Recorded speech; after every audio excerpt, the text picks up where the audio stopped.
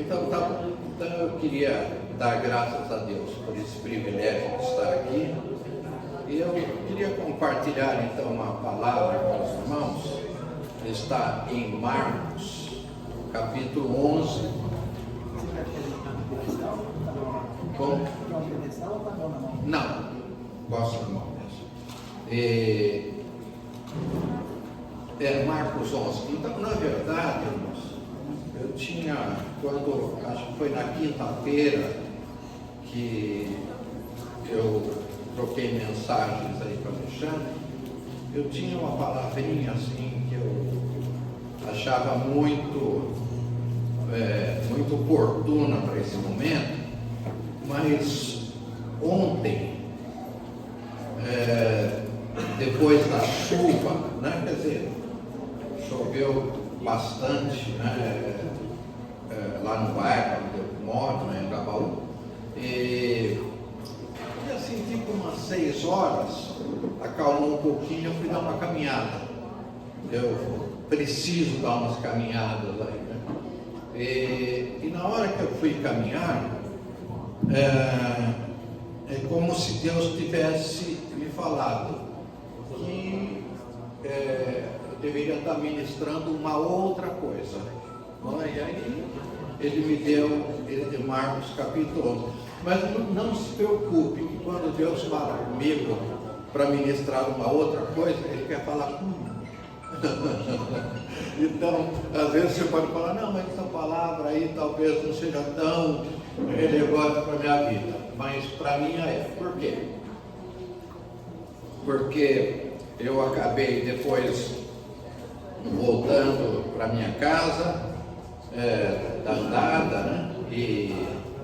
E acabei me dedicando um pouco à noite na preparação, no estudo, levantei mais cedo. Então é isso lá que Deus às vezes quer ensinar coisas, trazer a lembrança de certas coisas para a vida da gente. Então a gente começa aqui no verso 12, tá? Diz assim: no dia seguinte, quando saíram de Betânia, teve fome, e vendo de longe uma figueira com folhas, foi ver se nela porventura acharia alguma coisa. Aproximando-se dela, nada achou, senão folhas, porque não era tempo de figos. Então lhe disse Jesus: nunca, jamais como alguém do fruto de ti. E seus discípulos ouviram isto e foram para Jerusalém. Entrando ele no templo, passou a expulsar os que ali vendiam, compravam, derrubou as mesas dos cambistas e as cadeiras dos que vendiam pomba. Não permitia que alguém conduzisse qualquer utensílio pelo templo. Também os ensinava e dizia: não está escrito, a minha casa será chamada casa de oração para todas as nações. Vós, porém, tendes transformado em covil de sacerdotes. E os principais sacerdotes, os escribas, ouviram essas coisas e procuravam um modo de lhe tirar a vida, pois o temiam, porque toda a multidão se maravilhava com a sua doutrina. Em vindo à tarde, saíram da cidade e, passando eles pela manhã, viram que a figueira secara desde a raiz. Então Pedro, lembrando, falou: mestre, eis que a figueira que amaldiçoaste secou. Ao que Jesus lhes disse: tende fé em Deus. Então, esses versos que a gente vai trabalhar mais, verso 22.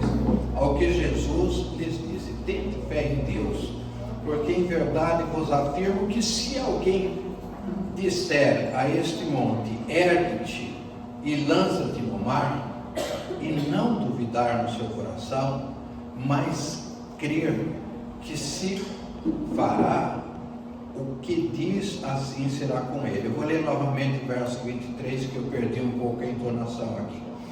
Porque em verdade vos afirmo que se alguém disser a este monte, ergue-te e lança-te no mar, e não duvidar no seu coração, mas crer que se fará o que diz, assim será com ele. Por isso vos digo que tudo quanto em oração pedirdes, crede que recebestes, e será assim convosco. E quando estiverdes orando, tendes alguma coisa contra alguém, perdoai, para que o vosso Pai Celestial vos perdoe as vossas ofensas. Mas se não perdoardes também, vosso Pai Celestial não vos perdoará as vossas ofensas. Amém. Nós agradecemos a Deus por essa porção da Tua Palavra, principalmente por termos acesso à Tua Palavra, sermos um país livre, como o Alexandre estava falando, de perseguições, de países em que os irmãos são perseguidos, países em que a Bíblia não pode nem entrar. Aqui nós temos esse privilégio de abrir a Sua Palavra, ler com essa liberdade que nós temos. Agradecemos e que o Senhor fale pelo Teu Espírito Santo, conforme o Teu desejo, como eu disse aos irmãos, em primeiro lugar a mim, e certamente aqueles que o Senhor quer que a palavra se torne vida, que certamente sempre a Tua palavra e a palavra de Jesus, Ele é a própria palavra, ela traz vida, e por tudo isso nós agradecemos em nome de Jesus. Amém. Amém, queridos. Bom, se pudesse falar, dar um título, né? É como dar frutos. Né? O texto fala de frutos, de uma figueira que não dá fruto, e que Jesus amaldiçoa essa figueira. Eu vejo o que nós vimos aqui, tantos frutos, né, que vocês estão dando para a glória de Deus, mas eu creio que o que o Espírito Santo quer falar é assim de uma maneira pessoal, né, e não coletiva, que nós possamos olhar para as nossas vidas como uma vida de muitos frutos, de colher frutos, né? Jesus usa comparações, alegorias, figuras, parábolas, né? Para ficar mais fácil para a gente gravar, para a gente entender. Então, por exemplo, Jesus diz que Ele é a videira verdadeira, né? Nós conhecemos essa passagem, que o Pai é o lavrador, que nós somos os ramos, né? Então essas coisas facilitam a gente entender. São comparações que nos ajudam a entender que nós somos aqueles raminhos, assim, quando criança, até jovem, eu trabalhei muito em plantação de uva, né? Meu pai tinha plantação de uva, e os ramos, os galinhos, são galinhos frágeis, né? Na verdade, uma coisa que eu observava, eles eram bons para segurar os frutos, mas os galinhos de uva, né, os ramos, eles não servem absolutamente para nada, né? Jesus diz que nós somos servos inúteis, né? Então nós somos esses galinhos, mas esses galinhos que proporcionam os cachos de uvas bonitos, né? Suportam o cacho de uva e dão frutos. Então isso são comparações que Jesus usa, né? E Jesus, então, ele está nesse momento aqui, comparando essa figueira representa Israel, né? Como uma árvore que não dá frutos. E ela, cheia de folhas, uma aparência bonita, né? Mas ele foi pegar frutos e não havia frutos. E na época, Jesus está comparando essa árvore com o sistema religioso daquele momento, né? Que havia lá os escribas, os fariseus, saduceus, nós conhecemos bastante. E esse sistema religioso era algo assim que não produzia de acordo com a vontade de Deus. Eles estavam fazendo alguma coisa que, sendo Jerusalém assim a capital mundial religiosa, né, ela sempre teve essa conotação. A própria rejeição de Jesus mostrava que eles não estavam dando frutos. Bom, então, o que a gente pode observar? Que quando ele está se referindo à figueira como uma árvore de Israel, e aí vem a forma de ensino de Jesus. Também essa figueira, num certo sentido, somos nós. E o que ele quer é encontrar frutos na nossa vida. E claro que nós não vamos ser amaldiçoados, é diferente, né? Nós já fomos restaurados pelo próprio Senhor Jesus na cruz, pela sua morte, pela sua ressurreição, e nem mais uma maldição alcança as nossas vidas. Mas de qualquer maneira, Deus quer que nós estejamos produzindo frutos, né? E a Bíblia fala de vários frutos. Por exemplo, Gálatas, né, capítulo 5, fala em frutos do Espírito. Então fala sobre amor, sobre gozo, sobre paz, sobre fé, sobre bondade, sobre mansidão. Esses são frutos, né, que nós temos assim condições, pelo fato de o Espírito Santo habitar em nós, pelo fato de nós sermos redimidos, sermos salvos por Jesus Cristo, por nascermos de novo, sermos uma nova criatura, são frutos que nós temos condições de dar, tá? Mas existem outros frutos. A Bíblia fala em frutos de louvor, né? Nós tivemos um momento delicioso de louvor, né? Isso dá frutos, nós estamos adorando, nós estamos louvando. Mas existe também um fruto, né? João Batista trabalhou em cima desse fruto, que é fruto de arrependimento. Então, tem muitos frutos, né? E arrependimento é algo que se imagina ser constante na vida do cristão. Bom, então, eu entendo aqui que Jesus tem 3 ensinos para a gente, 3 condições para a gente dar frutos, tá? E tudo isso nós vamos ver assim como uma alegoria, tá?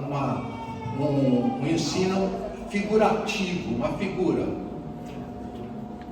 Bom, a primeira condição que Jesus coloca para produzirmos frutos é a limpeza, a purificação. Veja que interessante, nós temos aqui uma purificação do templo, né? Aquela era a casa de Deus naquele momento, a casa de oração. Eles estavam fazendo naquilo um comércio, né? Que era um momento em que as pessoas iam sacrificar animais, levavam animais. É interessante que na época de Jesus, Jerusalém tinha em torno de 30 mil habitantes. Desses 30 mil, olha que loucura, 7 mil eram sacerdotes.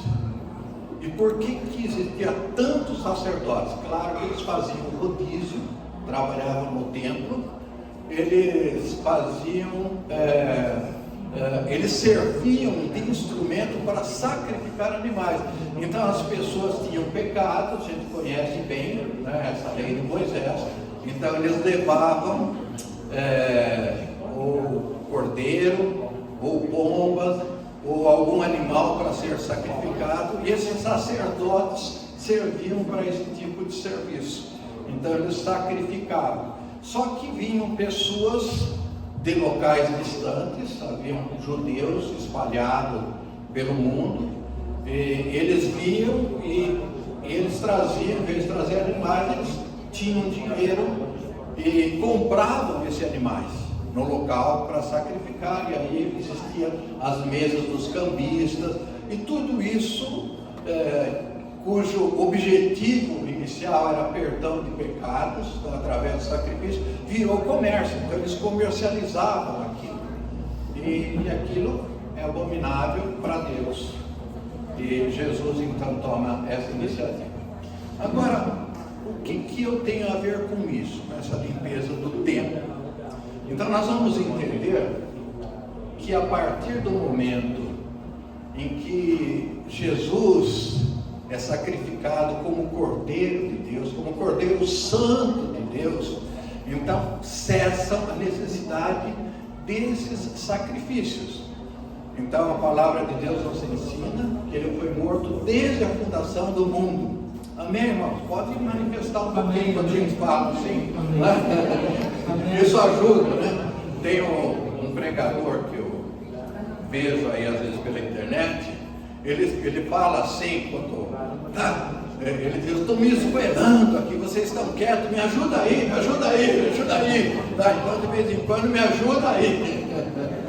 Não, são certas afirmações que elas não são importantes por quem prega, mas pela mensagem, né? Quando nós falamos que o Cordeiro Santo de Deus foi morto desde a fundação do mundo.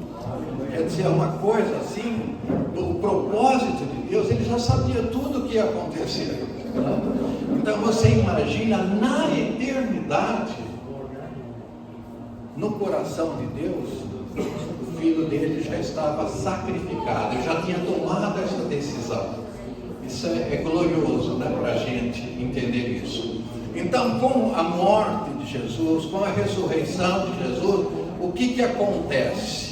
Nós recebemos o Espírito Santo de Deus. E quando nós recebemos o Espírito Santo de Deus, o nosso corpo passou a ser o templo de Deus. O apóstolo Paulo diz: não sabeis que vós sois o santuário, vós sois a morada do Espírito Santo. Então agora aquele templo onde Deus se manifestava, mudou para onde? Para nós. Nós somos o templo agora. Então quando nós falamos em limpeza de templo, no sentido figurativo, né, comparativo, melhor dizendo, nós olhamos para nós agora que nós precisamos de limpeza. Nós sabemos que nós já fomos purificados pelo sangue de Jesus. Amém? Nós já somos purificados. Todos nós que recebemos Jesus, que confessamos Jesus, nós já fomos purificados por esse produto químico, né? Que é o sangue de Jesus, que nos lava, nos purifica e nos limpa de todo pecado. Amém? Amém. Mas isso não significa que o nosso dia a dia, nós, ainda que santificados, nós não estejamos cometendo os nossos deslizes. É interessante, eu estava vendo algum tempo atrás aí, um pastor também, eu acho que foi o Hernandes Dias Lopes, que eu gosto de ver. Então ele estava dizendo, e nós sabemos disso, né, que a Bíblia divide em 4 tipos de pecados: pensamento, palavras, obras e omissões. Quem participou da Igreja Católica nas missas, né, João? João foi católico. Então, acho que vários de nós aqui, né? Vários de nós. Quem veio da Igreja Católica aqui? Alguns. Então, eles falavam muito isso, né, nas missas, né? Pensamentos, palavras, obras e omissões. Vamos falar de um só para a gente sentir, de pensamentos. Você sabe que, segundo alguns estudiosos aí, eu já vi em várias fontes isso, nós temos por dia 10.000 pensamentos. Você pode imaginar isso? Que a sua cabeça passa 10.000 pensamentos em média, alguns um pouco mais, outros um pouco menos, né? Nós temos uma velocidade tão grande nos pensamentos. Agora, quem de nós tem 100% dos nossos pensamentos bons? Sempre vem, né? Alguma coisinha. Eu fui colocar sexta-feira um livro no correio, então estava lá preferenciais, então eu peguei a fichinha de preferencial e era o seguinte, aí chegou uma mulher, né, e ela também pegou lá uma fichinha não preferencial e ela foi chamada antes de mim. O que você acha que meu pensamento fez? Fuzilei aquela mulher, fuzilei aquela moça, fuzilei o sistema, nossa, em um segundo, né? Porque o Correio essa semana saiu, né, que ele está deficitário, 20 bilhões, não precisa. Eu falei, não é à toa aqui. Então, olha só, né? O que é o pensamento da gente? Só eu que sou assim, ou alguém de vez em quando no trânsito, alguma coisinha, né? Então, irmãos, agora vamos admitir que eu, dos meus 10 mil pensamentos por dia, eu tenha apenas 5 pensamentos ruins, tá? Já seria um anjo ambulante, né? Se eu tivesse só 5 pensamentos ruins. E 9.995 bons. Então imagine, 5 por dia vezes 30 daria 150 por mês, vezes 12 meses daria 1.800 por ano, multiplicado, estou com 76. Vamos admitir que até os 6 anos eu tinha pensamentos bons, né? Vamos admitir, tá? Claro que não, né? Mas os 70 anos com pensamentos ruins, 70 anos vezes 1.800, vai dar uns 120, 130 mil pensamentos. Não, só para a gente entender o que nós somos, o que é o homem, né? Então, nós precisamos, irmãos, de constantemente, a palavra de Deus nos ensina, quando nós vamos tomar a ceia, examine-se o homem a si mesmo e depois coma. Examinar eu diria assim, mergulho interior, ir lá na profundeza da nossa alma e sondar, né? Davi orava assim, sonda meu coração, a Deus, e veja se há alguma coisa mal dentro de mim. Então isso, obrigado. Você vê que eu trabalhei, né, nesse negócio. E agora confundi um pouco, mas vamos acertar. Bom, então, esse sondar os nossos corações é uma coisa importante nas nossas vidas. Em 1 João, primeira carta ao João, ele diz que se nós falarmos que não temos pecados, nós mentimos. Nós continuamos. Infelizmente, essa carne aqui é complicada, né? A sua, a minha, né? Nós somos complicados. Mas ele diz: se nós confessarmos os nossos pecados, ele é fiel e justo para perdoar os nossos pecados e nos purificar de toda injustiça. Então é um processo de limpeza constante. O arrependimento, quando nós entregamos as nossas vidas para Jesus, nascemos de novo, ele é maravilhoso, mas ele é um processo constante das nossas vidas. Então essa purificação, ela faz parte de um processo para nós darmos bons frutos, tá? E quando Jesus então faz essa limpeza do templo, ele já fez essa limpeza, entenda bem, não é? Ninguém mais está em dívida, mas é importante que nós continuemos nesse processo de uma alta avaliação constante. Isso é muito importante nas nossas vidas, para que a gente possa dar frutos. Bom, deixa eu ver aqui agora que me perdi um pouquinho, não estou vendo. Bom, então, essa seria assim uma primeira lição, né? Um primeiro ensino que Jesus está dando. Agora, vamos para um segundo nesse texto. E o segundo está em Marcos 11, 25, 26. Diz: quando estiverdes orando, veja coisa boa, né? Quando estiverdes orando, perdoai se tendes alguma coisa contra alguém, para que também vosso Pai que está nos céus vos perdoe as vossas ofensas. Mas se vós não perdoardes, também vosso Pai que está nos céus não vos perdoará as vossas ofensas. Está dura essa palavra, né? Dura, não está? Mas vai melhorar, meu irmão. Vai melhorar, fiquem tranquilos, vai melhorar. Mas é uma palavra forte essa, né? Você colocou aí. Então, vamos ler só esse versículo junto, irmãos. Vamos lá? Mas se vós não perdoardes, também vosso Pai que está no céu vos não perdoará as vossas ofensas. Veja, Jesus está nos ensinando, é Jesus que está nos ensinando isso, tá?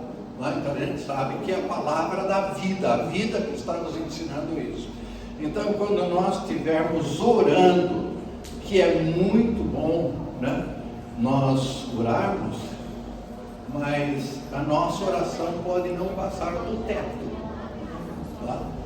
Se nós tivermos situações em que nós não estamos resolvidos, acertados, né, que é o perdão. Irmãos, esse é um assunto assim, eu diria fundamental no cristianismo. O assunto central para mim é o perdão, porque nós recebemos na cruz, Jesus disse: Pai, perdoa-lhes, eles não sabem o que fazem. Quando nós pensamos em perdoar, muitas vezes nós demonizamos as pessoas, né? Mas Jesus não fez isso. Jesus disse: eles não sabem o que fazem. Quando nós temos que perdoar, pedir perdão, lembra-se disso, né? Nós não estamos demonizando as pessoas, mas às vezes as pessoas não sabem o que fazem, sabe? Se a gente pegar esse enfoque, fica mais fácil. Eu tenho assim hábito com a minha esposa, a gente à noite a gente lê um capítulo juntos e depois a gente faz uma oração. E a nossa oração primeiro é para os filhos, para a família, netos, né? Depois tem o que eu chamo de parentes. O Jamei que me ensinou isso. Tem a família e tem parentes, né? Então os parentes são primos, tios, né? E por aí vai. Então aí a gente ora pelos parentes, sabe quem tem mais necessidade, né? E depois, em terceiro plano, a gente tem uma lista. Essa lista eu coloco o nome de pessoas, isso já vem anos atrás, eu venho colocando essa lista que já ficou grossa, né? Agora, só que eu oro por atacado, né? Oh Deus, o Senhor conhece cada nome que está aqui, né? Porque se for orar por por cada um individualmente, vai passar meia-noite e vai longe, né? Então a gente tem um método aí mais eficaz. Mas tem alguns casos que a gente repete todas as ações, nomes que estão na lista. E o que mais assim nos chama a atenção são famílias desunidas, famílias em que não há perdão. E nós temos pelo menos 5 casos, olha só, que é problema de mãe com filhos, que não se conversam, que se odeiam. Então são casos assim que entristecem os nossos corações. E alguns desses casos eu tenho contato, nós temos contato. Tem caso, por exemplo, de uma senhora de 80 anos, tem alguns casos assim, em que a gente vai, às vezes, fazer uma visita, alguma coisa, e são pessoas que nas visitas a gente ora e oramos todas as noites, como eu disse. Agora, irmãos, essa oração por essas pessoas, elas não têm efeito. As pessoas estão doentes. Porque a gente ora por algumas pessoas e a gente vê resultados. E esses casos eu não vejo resultado. E mesmo a gente falando isso, porque a gente joga aberto para as pessoas, né? E essas pessoas então ainda se recusam, né? É uma coisa assim que são pessoas fechadas, difíceis de serem resolvidas. E uma dessas mulheres agora, que tem um filho no caso, normalmente são filhos, mas tem um caso que é filho, ela está pedindo oração pelo filho, que ele está depressivo. Então a falta de perdão nos leva à doença, nos leva a uma vida sem sabor, sem alegria, sem graça, porque uma vida assim não pode dar frutos, porque no momento em que nós não exercitamos o pedido de perdão, o perdão não interessa, nós estamos quase que vulgarizando a morte de Jesus na cruz, o grande perdão que Ele nos deu. Se a gente for imaginar o maior milagre de Jesus, eu sempre entendia que o maior milagre de Jesus é a encarnação.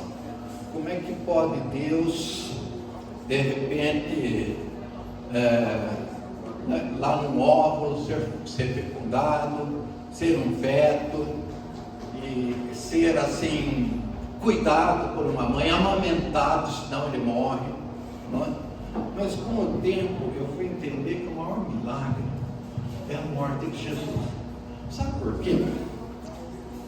Porque Deus não pode morrer.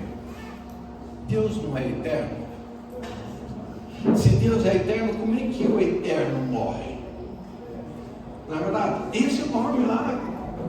Agora, a gente pode falar, Deus tinha como propósito, tudo isso já era conhecido na Trindade, de ressuscitar Jesus. Mas para que isso acontecesse, Jesus não poderia ter pecado. O Cordeiro Santo de Deus teria que ser perfeito, sem mácula. Agora você imagina Jesus passar 33 anos por nós, e nesses 10.000 pensamentos diários, um só dele foi pecado. Você imagina Jesus, a gente tinha na comitiva de Jesus, segundo Lucas 8, né, tinha as mulheres que iam com eles, com os discípulos. Elas cuidavam deles, né, no sentido de fazer comida, de todos os preparos, tudo o que precisava. Ele nunca ter dado uma olhada para uma dessas mulheres com alguma outra intenção, porque ele também era homem, 100% Deus, 100% homem. Então ele foi perfeito. Mas significa que se ele não fosse perfeito, se ele cometesse um pecado só, ele estaria debaixo da condenação. O salário do pecado é a morte, e ele não seria ressuscitado. Então o que significa isso? Que houve um risco da Trindade se desfazer. Quando Jesus diz, Deus meu, por que me abandonaste? Era um momento que a ira divina estava sobre ele, porque Deus odeia o pecado. Então toda a ira, a gente chama isso de propiciação. Toda a ira caiu assim como um raio em cima de Jesus. Toda ira divina, né, caiu sobre ele. Então se a gente imaginar o que foi esse momento de Jesus está sem a figura do pai, sem nenhum amigo, né? Todos, com exceção de João, ele totalmente desprezado. A palavra diz: o mais desprezado dos homens foi Jesus, o mais rejeitado dos homens foi Jesus. Então a gente imagina o que custou esse perdão para ele. Tem a palavra lá dos 10.000 talentos, mas eu não vou entrar nela. Então significa que o custo, o preço foi muito alto para nós menosprezarmos isso. Para a gente, às vezes, uma coisa boa, não é? Uma discussão, coisas assim que aconteceram, a gente não executar o perdão.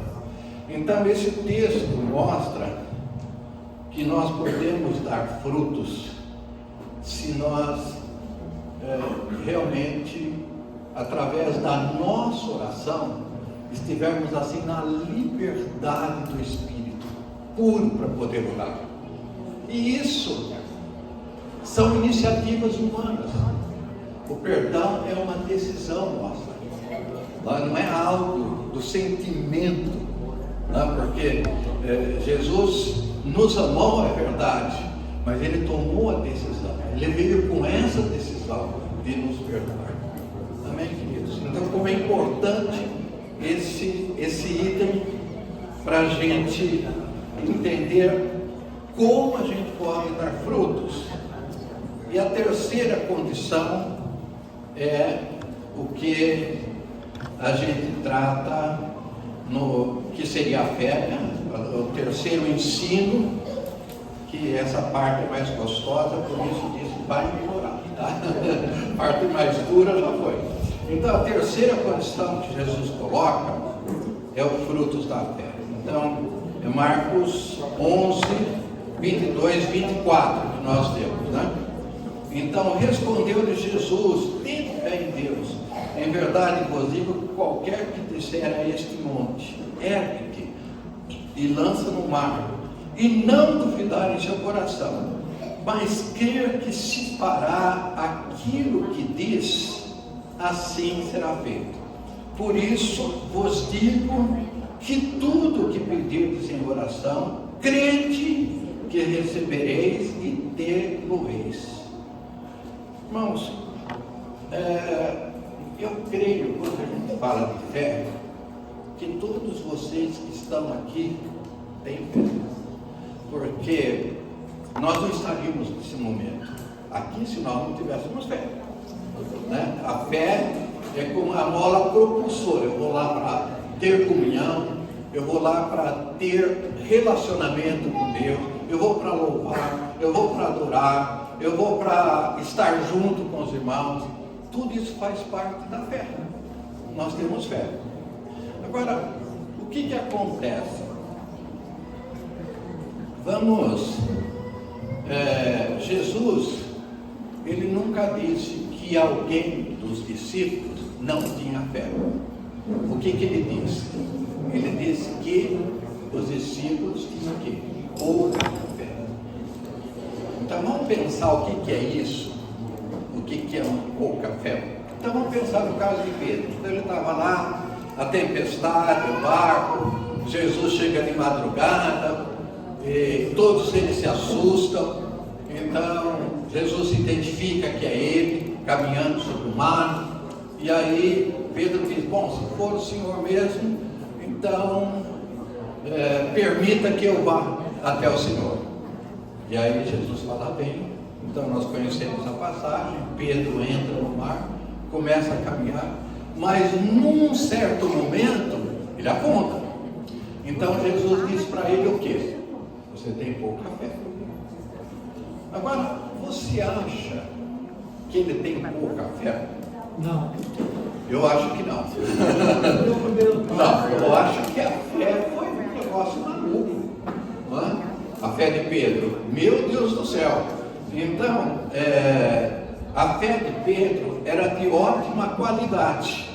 A gente não tem dúvida disso, porque sair do barco no meio da tempestade, nas ondas agitadas, e andar sobre as águas, meu Deus, a gente está lá no fundo mesmo, né? Meu raciocínio seria esse. Então, é uma fé de ótima qualidade. Uma fé de uma motivação maravilhosa, porque Pedro diz assim: manda-me ter contigo, né? Se é o Senhor, então ele poderia dizer: deixa eu caminhar sobre as águas e chegar lá no outro lado, em Cafarnaum, para todo mundo me ver que eu sou seu discípulo e tal. Mas Pedro, não, eu quero ir contigo. Então, há uma ótima motivação na fé de Pedro. O interesse de Pedro em estar com Jesus. Agora, aonde está a pouca fé então de Pedro? Foi uma fé de curta duração. É uma fé que, de repente, ele olha as dificuldades, olha a tempestade, o que eu estou fazendo, como é que pode ser isso? Então, é uma fé que durou pouco. Normalmente, é uma espécie de uma chuva de verão, né? Passa rápido, né? Então, normalmente, a nossa fé ela tem essa característica. Você não sente isso? Às vezes você vem aqui numa reunião do caseiro, um testemunho, uma palavra, né, te enche.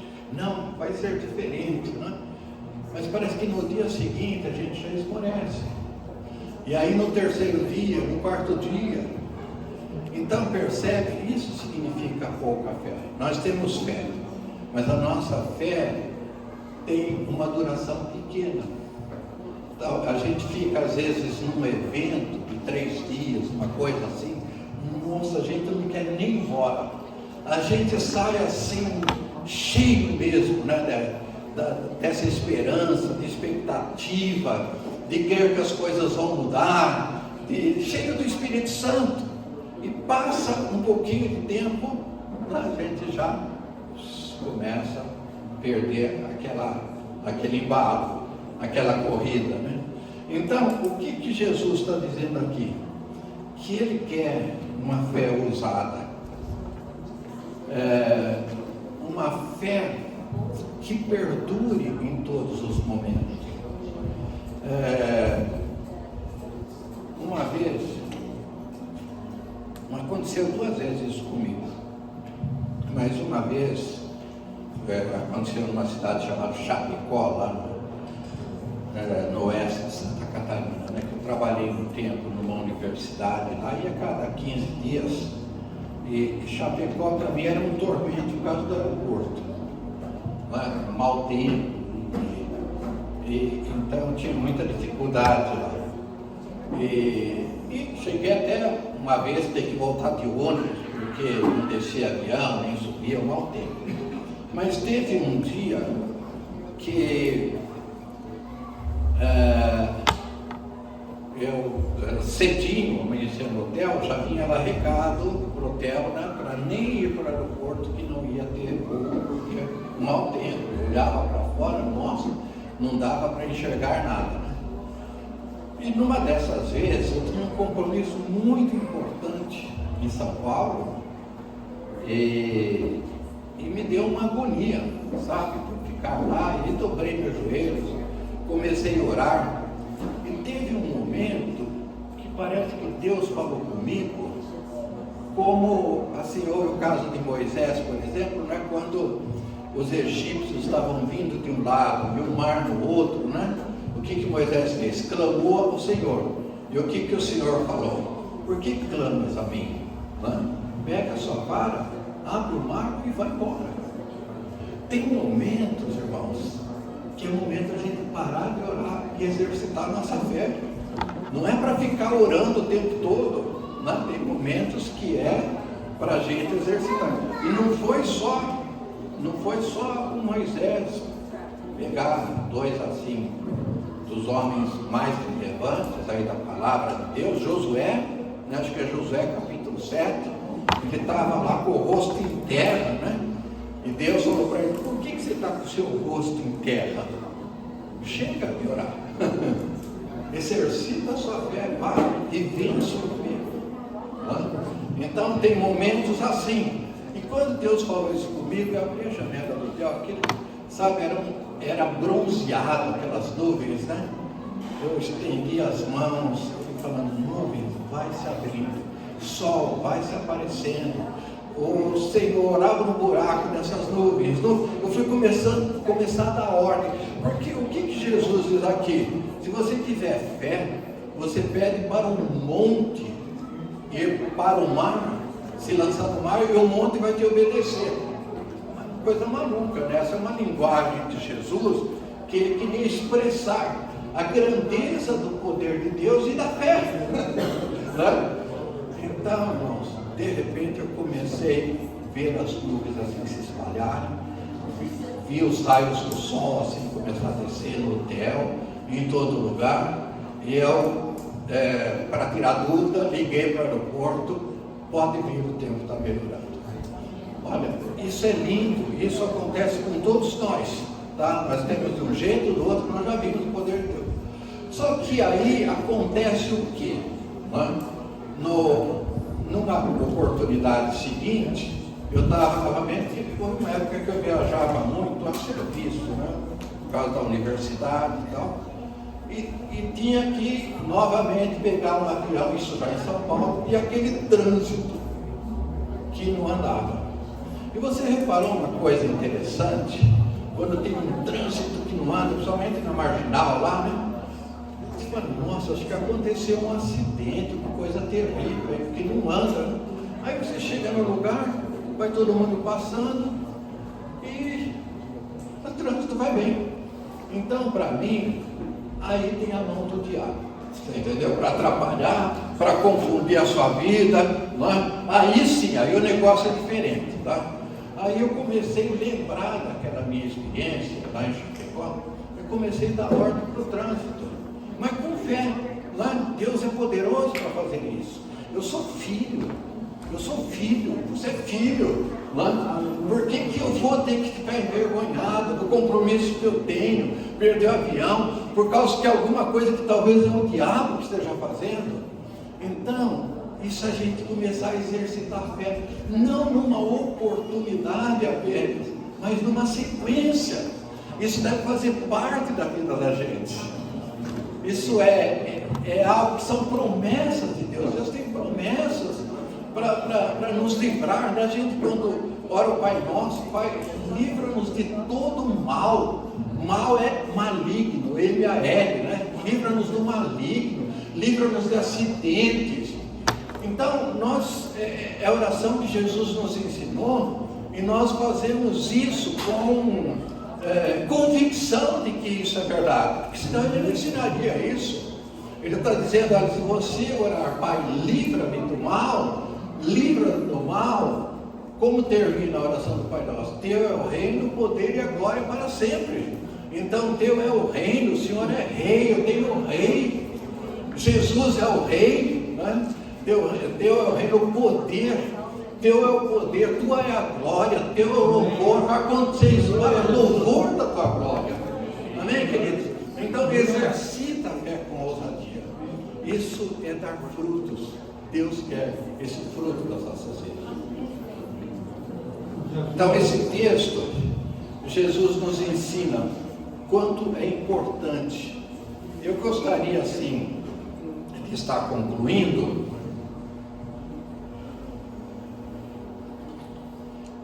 Antes de concluir, fazer uma brincadeira com vocês, tá bom? Um dos pastores que eu ouço às vezes, chama J.B. Carvalho, é um bispo aí em Brasília, não sei se você conhece. Então, ele quando fala assim, ele treinou a igreja dele a fazer isso, tá ok? E lá no Engabaú já ensinou os irmãos, tá? Então, quando a gente fala, estou terminando, normalmente a impressão do pregador, quando está terminando, né, Alexandre? Nossa, até que enfim, o pessoal está falando, nossa, até que enfim, não aguento mais, falou demais, o cara já passou os 40 minutos, 30 minutos, a gente tem essa ideia, né? Então, ele Isso eu vou pedir para vocês fazerem, mas façam com todos os pregadores aqui, tá bom? Por favor. Então, aí quando ele fala, estou concluindo, aí todo mundo fala, entendeu? E aí a gente fica contente, tá bom? Então vamos fazer um treino? Irmãos, estou concluindo. Pronto, é uma delícia, sabe? Então a gente fala, poxa, graças a Deus que vivendo e aprendendo, né? Então vamos ver se na próxima vez aí você me conta se tá bom?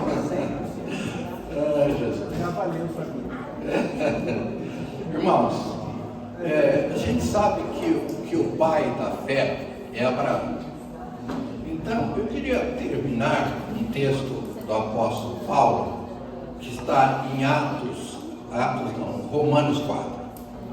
Romanos 4. Deixa eu ver aqui. Romanos 4. Então, eu fico impressionado, né? E ele não é chamado pai da fé à toa. Então vamos pegar aqui. Pode ser no verso 17. No verso 16 diz que Abraão é pai de todos nós. E o verso 17, como está escrito, Romanos 4, 17. Por pai de muitas nações o constituí, perante aquele no qual creu o Deus que vivifica mortos. Veja como Paulo diz que Abraão creu num Deus que vivifica mortos e chama à existência as coisas que não existem. Isso é o significado de criar, chamar à existência as coisas que não existem, como se já existissem, mas ela não existe. Veja, esse é o Deus que nós servimos, né? Esse é o Deus de Abraão, de Isaac, de Jacó. Amém? Então, Abraão, esperando contra a esperança, creu para vir a ser pai de muitas nações, segundo ele fora dito. Assim será a sua descendência. Então é importante a gente fazer uma pausa aqui. Quando Deus falou para Abraão que ele seria pai de uma nação, que ele poderia olhar as estrelas do alto e ver que essa nação, né, chamada Israel, e depois ele seria também pai de todos nós, Abraão, seria como as estrelas do céu, né? E Abraão tinha 75 anos. Tá? E esse texto aqui que nós vamos ver, ele já está com 100 anos. Então a promessa de nascer de Isaac demorou 25 anos, tá, para Abraão. Então no verso 19, sem enfraquecer na fé, embora levasse em conta o seu próprio corpo amortecido, sendo já de 100 anos de idade e a idade avançada de Sara, não duvidou por incredulidade da promessa de Deus, mas pela fé se fortaleceu, dando glória a Deus, estando plenamente convicto que ele era poderoso para cumprir o que prometia, pelo que isso lhe foi também imputado por justiça. Irmãos, a gente sabe que Deus mudou o nome de Abrão para Abraão, que significa pai de uma multidão. Ele mudou o nome de Sarai para Sara, que significa o quê? Princesa. Tem alguma Sara aqui? Ah, é? Então, princesa. Então daqui para frente vai ser chamada de princesa. Então, irmãos, agora imagina esse homem velho, pensa nisso, o que é fé, tá? Imagina, a gente sabe que Abraão tinha atividade rural, criava, né? E Sara, com 90 anos, ela preparava, eu imagino, a casa, preparava o almoço, né? Então você imagina Sara, o almoço está pronto, Abraão está trabalhando, ela gritava assim: Abraão! Abraão! O que ela estava dizendo? Pai de uma multidão, pai de uma multidão, pai de uma multidão. Agora você imagina os servos dele. Coitada dessa velha, ainda acredita nisso. Aí, imagina no outro lado Abraão, dizendo o seguinte: Sara querida, eu já vou. Princesa querida, eu já vou. Porque esse é o significado do nome. Ele confessava esse nome. Uma mulher de 90 anos, estéril, princesa. Veja o que é ser o pai da fé. Ele confessava, porque se Deus prometeu, Ele faz. Não importa em que circunstância. Então a fé significa você estar crendo nessas coisas que Deus prometeu. Confessar essas coisas que Deus prometeu. E aí você vai conseguir lançar montes no mar. Quer dizer, tirar aqueles obstáculos. Monte significa obstáculos, significa problemas enormes que parece que não tem saída. Mas confesse a cura, confesse a verdade, confesse a promessa de Deus, a palavra de Deus. Eu vi uma vez um testemunho de um irmão que dizia o seguinte, que ele foi visitar uma senhora idosa, né? E fazer uma visita, e ela ficou muito feliz, falou: pastor, espera um pouquinho para fazer um café para o senhor, tal. E ela foi fazer o café. Enquanto isso, a Bíblia dela estava na mesa. Ele começou a folhear e ele achou interessante que tinha alguns versículos que estava escrito EC, E.C. Então ele foi olhando, tinha vários EC, né? Então quando ela voltou com o cafezinho, ele disse: irmã, me explica por que está escrito EC na sua Bíblia. Ah, pastor, o senhor nem imagina, eu creio nesse versículo, coloquei EC. Então, E significa experimentado, C significa comprovado.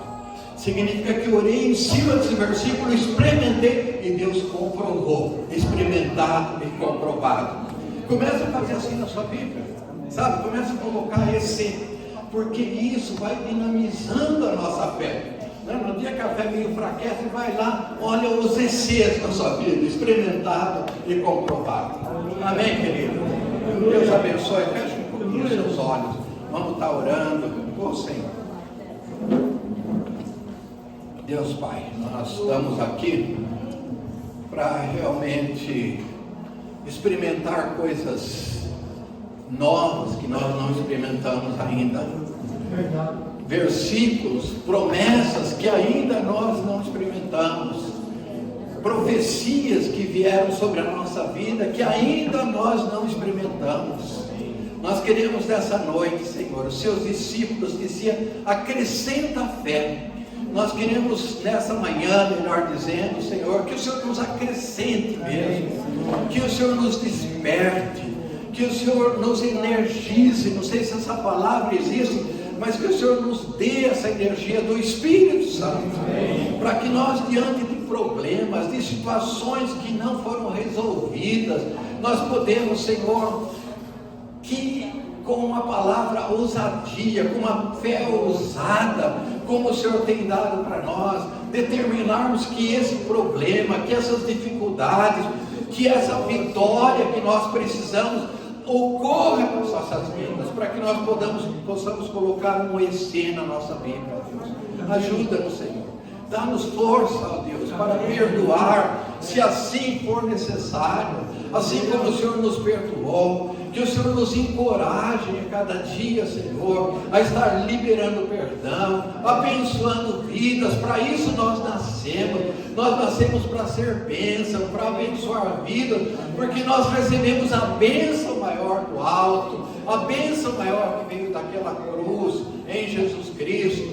Dá-nos graça, Senhor, para no momento certo, que precisarmos nos arrepender das coisas que às vezes acontecem. Nós sabemos que o nosso nome já está no livro da vida, mas sabemos que às vezes a poeira desse mundo, Senhor, os contatos que nós temos nesse mundo, que muitas vezes são necessários, às vezes nos contaminam.